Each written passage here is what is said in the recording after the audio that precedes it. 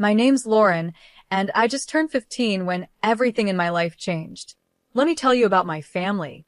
On the outside, we seemed like a normal family.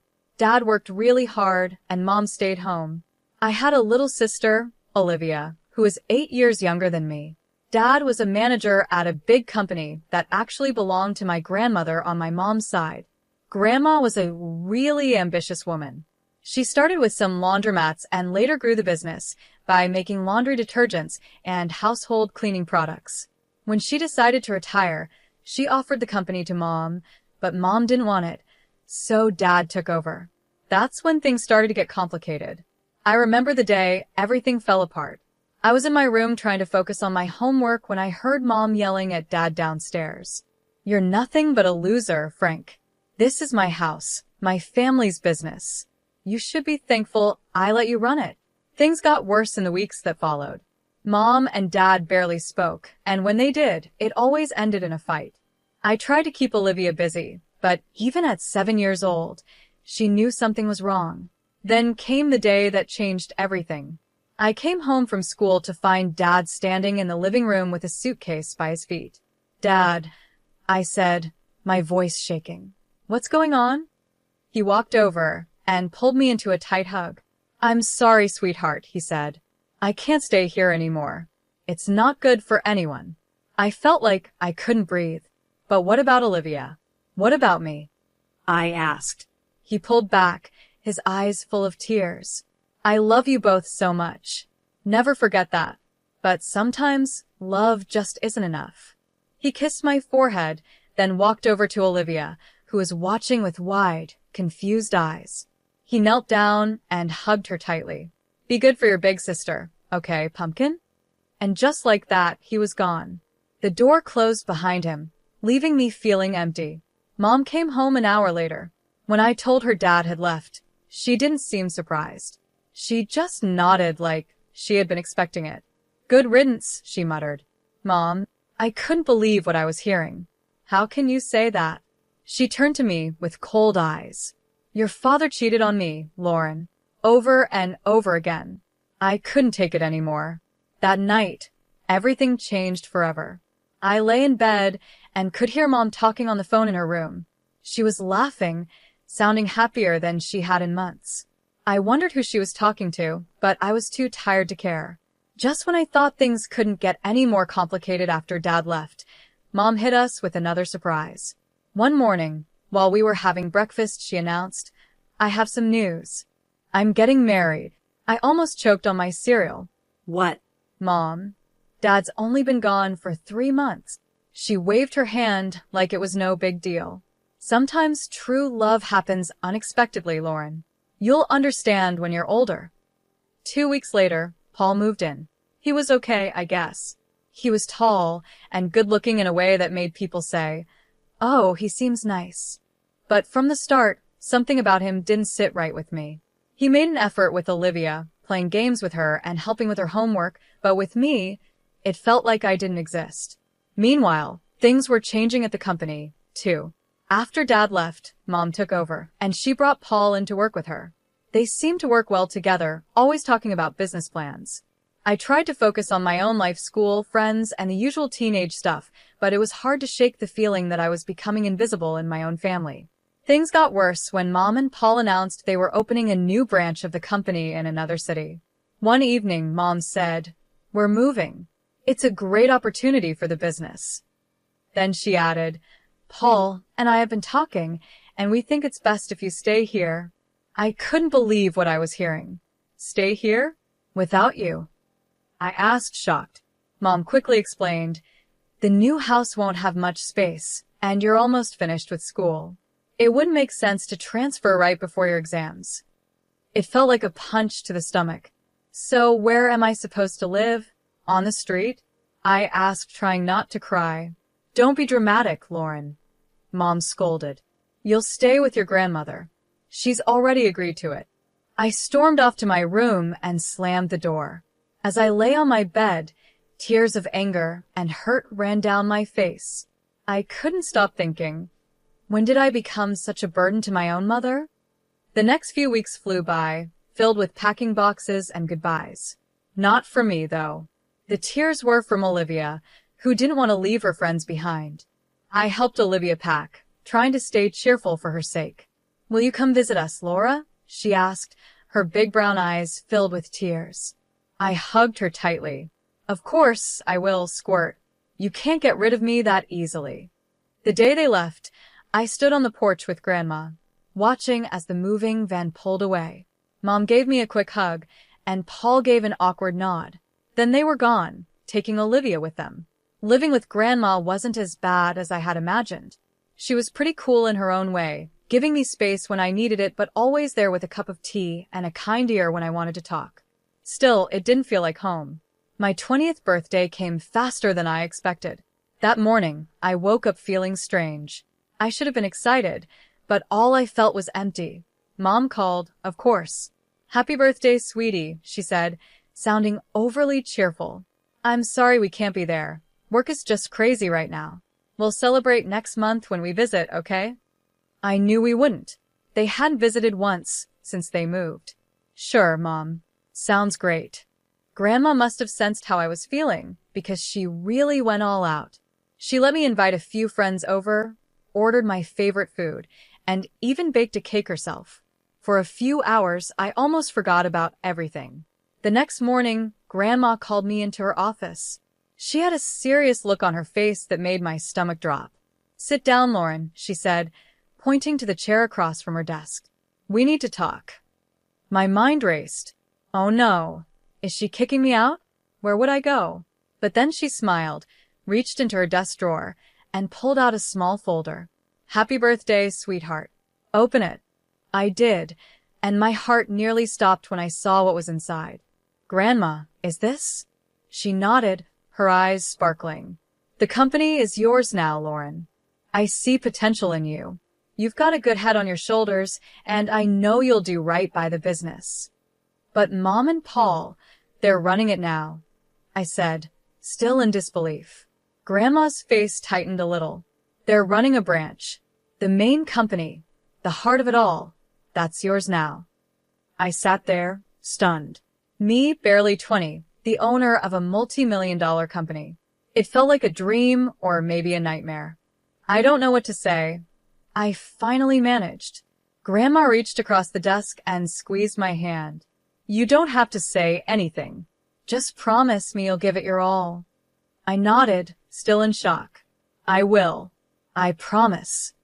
She leaned back, satisfied. Good. Now, I have one more piece of advice for you, and I want you to listen carefully.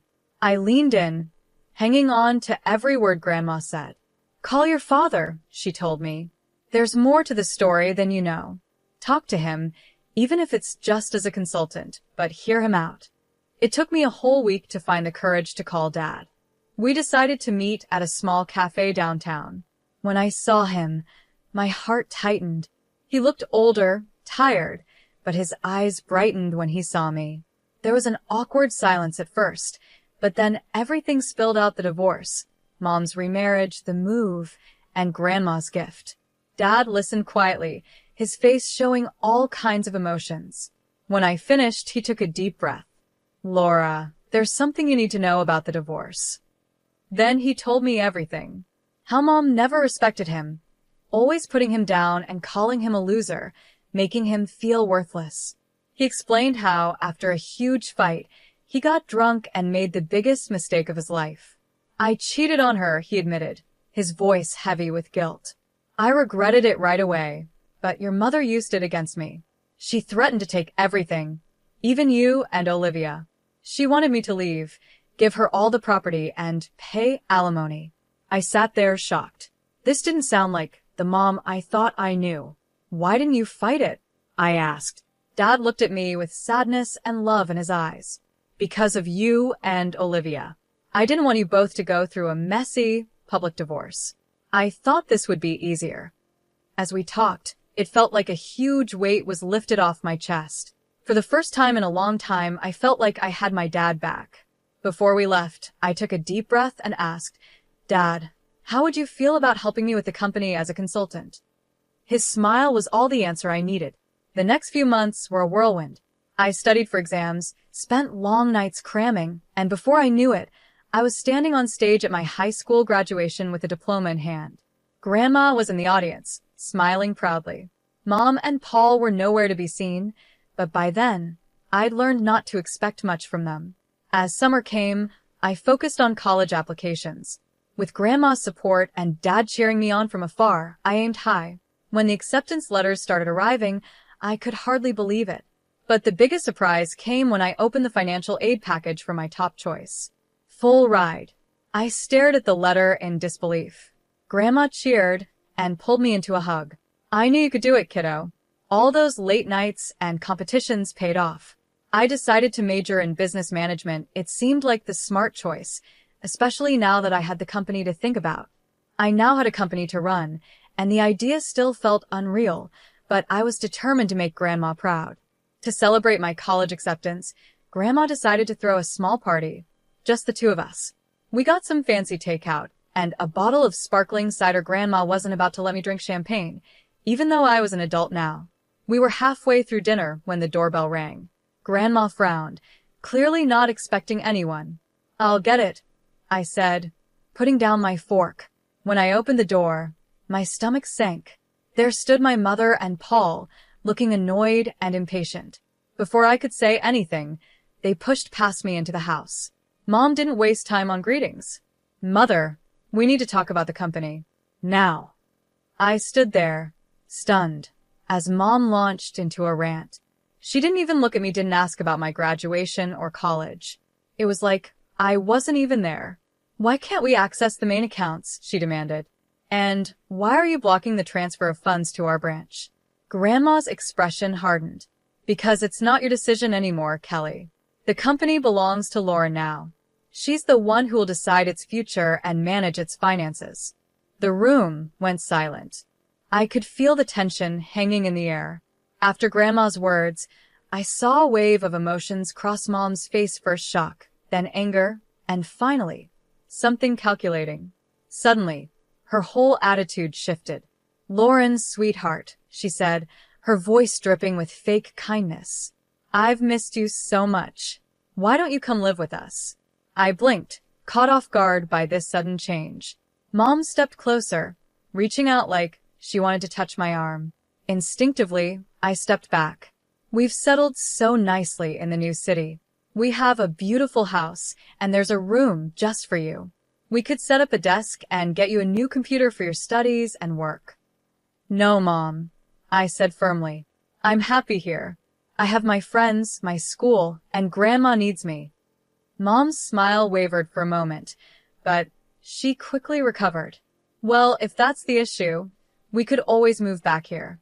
We could live in our old house, just like before. Wouldn't that be nice?" I shook my head. "It's not about the house, Mom. It's about everything." I could see the anger building in her eyes, barely contained. Before she could say anything, I decided to ask the question that had been burning inside me for months. "Mom, why did you really divorce Dad?" She froze, taken aback. "Well, your father, he cheated on me. Multiple times. I got tired of it. He left us for his mistress and didn't even pay alimony." "That's not true," I said quietly. I said, "Dad told me everything. It only happened once, and it was because of how you treated him. He didn't abandon us, you kicked him out. And he's been paying alimony regularly." Mom's face twisted with anger. "How dare you? You ungrateful little brat. You have no right to interfere in my personal life. Everything here is mine, and I decide who lives where." Grandma, who had been quietly watching, finally stepped forward. Her voice was calm but firm, stronger than I had ever heard before. "That's enough, Kelly," she said. "You seem to have forgotten a few things. This house, the company, they belong to me, not you. I gave the company to Lauren because I trust her judgment more than yours right now. I think it's time for you to leave." I watched with mixed emotions as Grandma firmly escorted Mom and Paul out of the house. The door clicked shut behind them, and I felt a strange mix of sadness and relief. I had lost something today, the last bit of hope I had about my mother. But I gained something to a clear sense of my future and the comfort of knowing I wasn't alone. What now? I asked, my voice muffled against Grandma's shoulder. She pulled back and gave me a small smile. Now, we get back to celebrating your college acceptance. And tomorrow, we start planning for your real future, not the one your mother tried to force on you. The next morning, after the confrontation with Mom and Paul, I woke up to the sound of voices downstairs. Curious, I crept down the stairs and peeked into the living room. To my surprise, Dad was sitting on the couch, deep in conversation with Grandma. I sat down next to them, and Grandma explained why she had called Dad over. I've been thinking about Olivia, she said. Your mother, well, I'm not sure she's in the best position to care for her right now. I've suggested your father seek custody of Olivia. I felt a surge of hope. Really? Dad, are you going to do it? He ran his hand through his hair, looking both nervous and determined. Yeah, I am. It won't be easy, but Olivia deserves better than what she's getting now. I couldn't help it. I threw my arms around him. Thank you, Dad. As we pulled apart, Grandma cleared her throat. There's more, she said. I've hired a private investigator to look into your mother and Paul's affairs. Over the next few weeks, life settled into a strange, new rhythm. I started my college classes, diving into my studies with a focus I had never felt before. Dad started coming over regularly, and we worked on fixing our relationship. It felt good to have him back in my life. Then, about 2 weeks after that conversation, Grandma called us both over. Her face was serious as we sat down. The investigator's report came in, she said, getting straight to the point. And it's worse than we thought. She laid out the facts, each one hitting me like a punch. Mom had been cheating on Dad for years, long before the divorce. Her affair with Paul had started while she was still married to Dad. There were hotel receipts, records of expensive gifts, all of it painting a clear picture. But that wasn't even the worst part. Paul is a con man, Grandma said, her voice firm. He's done this before. He charms wealthy women, convinces them to move their money, and then runs off with it. I felt sick. So, when they wanted to move the company's money, Grandma nodded. Exactly. He was planning to steal it and disappear. We sat in silence, each lost in our thoughts. Finally, Grandma said we needed to confront Mom with the truth. We set the meeting for the next day. Mom arrived at Grandma's house, looking annoyed and impatient. Her expression changed when she saw Dad was there too. What followed was one of the hardest conversations I've ever been part of. Grandma laid out all the evidence, the affair, Paul's history of fraud, and his plan to steal from the company. With each piece of information, I watched Mom's face, hoping to see some guilt or understanding. But all I saw was denial. This is ridiculous, Mom said, sounding defensive. Paul loves me. He would never do that. You're all just jealous of our happiness. Dad tried to reason with her. Kelly, please look at the facts. Think about Olivia. Is this the kind of man you want around our daughter? But Mom wouldn't listen. She stood up, her face red with anger. I don't have to listen to this. Paul is a good man, and I trust him completely. You're all just trying to ruin my life. With that, she stormed out, slamming the door behind her. As we sat there, I realized something. This wasn't the end. It was just the beginning of a long, hard battle. But looking at Dad and Grandma, I knew I wasn't facing it alone. The next few months were a whirlwind of legal battles and emotional ups and downs. With Grandma's strong support and her legal expertise, Dad filed for custody of Olivia. I tried to stay focused on my studies, but it was hard not to get distracted by everything happening around me. The day of the custody hearing came, and I insisted on being there. The whole thing was tough. Mom's lawyer tried to make Dad look like he wasn't involved in our lives, but our lawyer was ready. He showed proof of Dad's regular alimony payments, how he had tried to keep in touch with us, and the stable life he had now.